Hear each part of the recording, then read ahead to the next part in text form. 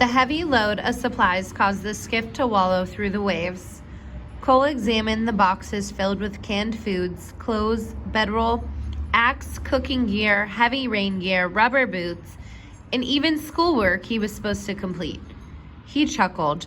Fat chance he'd ever do any schoolwork. Several weeks earlier, Edwin, the Tlingit elder from Drake, had built a sparse one-room wood shelter for Cole on the island. He described the interior as bare, except for a small wood stove and a bed, a good place for a soul to think and heal. Cole resented the cabin and all this gear. When his father had agreed to pay all the expenses of banishment, it was just another one of his buyouts. Cole had news for him. This was just a sorry game. He twisted harder at the handcuffs and winced at the pain. He wasn't afraid of pain. He wasn't afraid of anyone or anything. He was only playing along until he could escape. He glanced back at Garvey. This whole circle justice thing had been such a joke. Back in Minneapolis, he had been forced to plead guilty and ask the circle for help changing his life. Asking for help was a simple con job, but he hadn't liked the idea of pleading guilty. That's like hanging myself, he had complained to Garvey. You can withdraw your guilty plea and go through standard justice anytime you want, Garvey said. But once you go to trial, it's too late for circle justice. When Cole hesitated, Garvey added, I thought you liked being in control, champ. Cole didn't trust anyone, but what choice did he have? Okay, he answered reluctantly. But if you're lying, you'll be sorry. Garvey feigned surprise. Let me get this straight, champ. You figure if I'm scared of you, you can trust me? He smiled thinly. You sure have a lot to learn about trust. Quit calling me champ, Cole mumbled. That's not my name. Then grudgingly, he held his tongue. Nobody was going to make him lose his cool. This was a game he planned to win.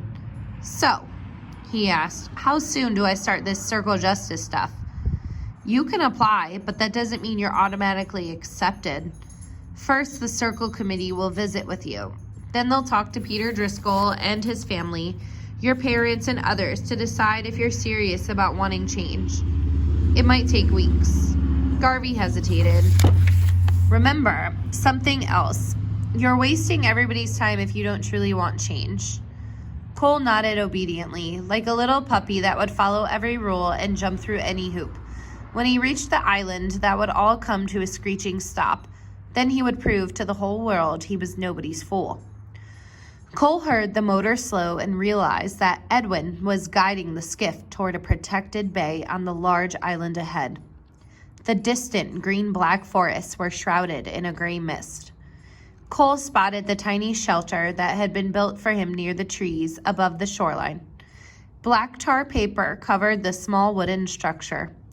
Cole spit again at the waves. If these fossils really thought he was going to live in that shack for a whole year, they were nuts. As the skiff scraped the rocks, Garvey jumped out and pulled the boat ashore. Still handcuffed, Cole crawled awkwardly over the boat onto the slippery rocks. Edwin began immediately to unload the supplies. Why don't you take my handcuffs off and let me help? Cole asked. Garvey and Edwin ignored his question. One at a time, they carried the heavy cardboard boxes up to the shelter and stacked them inside the door. When they finished, Edwin motioned for Cole to follow him up to the mossy bench of ground above the tide line. Cole moseyed along slowly, not catching up to Edwin until they reached the trees. Edwin turned to Cole. Nobody's going to babysit you here. If you eat, I'll live. If not, you'll die. This land can provide for you or kill you. He pointed into the forest. Winters are long. Cut plenty of wood or you'll freeze. Keep things dry because wet kills. I'm not afraid of dying, Cole boasted. Edwin smiled slightly. If death stares you straight in the face, believe me, son, you'll get scared. He pointed to a tall plant with snake-like branches. This island is covered with devil's club. Don't grab it or hundreds of tiny thistles will infect your hands and make them swell up like sausages. Edwin motioned toward the head of the bay, a quarter mile away. That stream over there is where you get fresh water. Why didn't you put my camp closer to the stream? Other animals come here for water too, Edwin said. How would you feel if a bear made its den beside the stream? Cole shrugged. I'd kill it. The pot-bellied elder nodded with a knowing smile. Animals feel the same way. Don't forget that. He turned to Cole and placed a hand on his shoulder. Cole tried to pull away, but Edwin gripped him like a clamp. You aren't the only creature here. You're part of a much bigger circle. Learn your place or you'll have a rough time. What is there to learn? Patience, gentleness, strength, honesty, Edwin said. He looked up into the trees. Animals can teach us more about ourselves than any teacher. He stared away toward the south. Off the coast of British Columbia, there is a special black bear called the spirit bear. It's pure white and has pride, dignity, and honor, more than most people. If I saw a spirit bear, I'd kill it, Cole said. Edwin tightened his grip as if in warning. Whatever you do to the animals, you do to yourself. Remember that. You're crazy, old man, Cole said, twisting free of Edwin's grip. Edwin continued speaking calmly as if nothing had happened. Don't eat anything unless you know what it is. Plants, berries, and mushrooms can kill you. There's a book in with the supplies to study if you want to learn what is safe to eat. I suggest you read every word. Life is up to you now. I don't know how it was for you in the big city, but up here you live and die by your actions. We'll be out to check on you every couple of days. After that, Garvey will head home and I'll drop off supplies every few weeks. Any questions? Cole smirked. He didn't plan on eating any shrubs or berries. Why did you bring me out so far? He asked mockingly. Were you afraid I'd escape? Edwin looked out across the bay and drew in a deep breath. Years ago, I was brought here myself, and when my spirit got lost. This is a good place to find yourself. This place sucks, Cole mumbled. Edwin pulled out a key and turned Cole roughly around to remove his handcuffs. Anger keeps you lost, he said as he started back toward the shelter.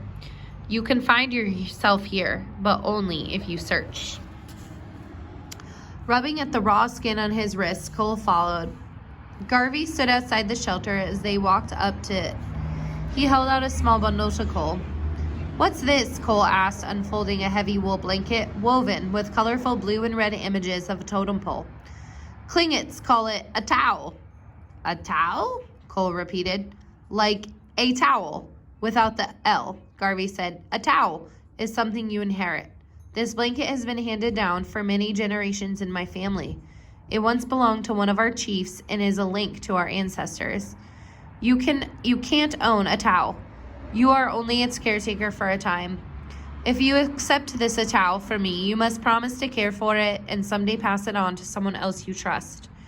You saying you trust me? Garvey nodded. If you promise to care for it, I'll believe you. A man is only as good as his word. Garvey looked Cole in the eyes. Do you promise me you'll care for this towel? Cole tucked the blanket under his arm. Yeah, sure. Whatever you want. Sadly, Garvey placed a hand on Cole's shoulder.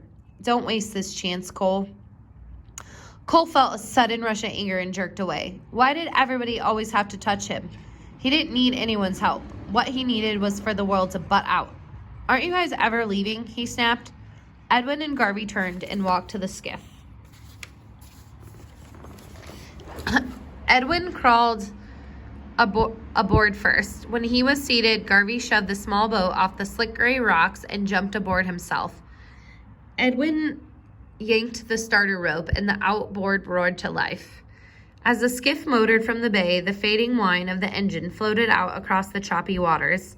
In the distance, Garvey waved goodbye. Cole waved back, grinning. This far away, they couldn't see the extended middle finger he brandished at them. Cole watched as the boat faded to a mere speck outside the bay, then he reached down and picked up a rock. He threw it toward the horizon with a hard grunt. Finally, he was alone. For almost 3 months, he had been kept in detention, guarded 24 hours a day. For almost 3 months, he had put up with the adults from the Circle Justice Committee. What fools. They had kept stopping by, asking questions that were a joke. Any moron could figure out what they wanted to hear.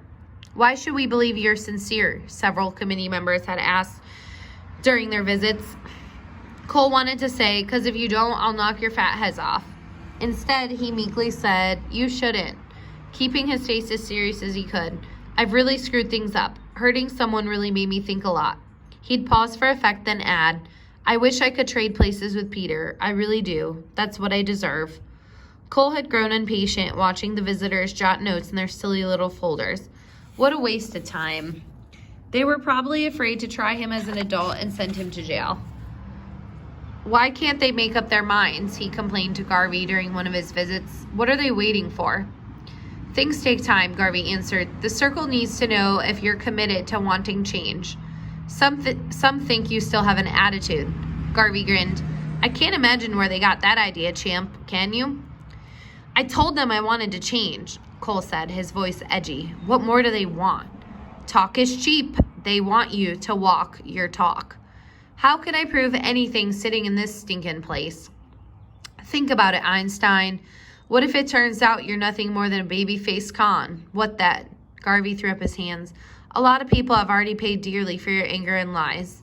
You have bigger problems than getting out of this place." "Yeah, like what? If you're accepted for Circle Justice, who's going to be your sponsor? The committee requires some person to go through the process with you."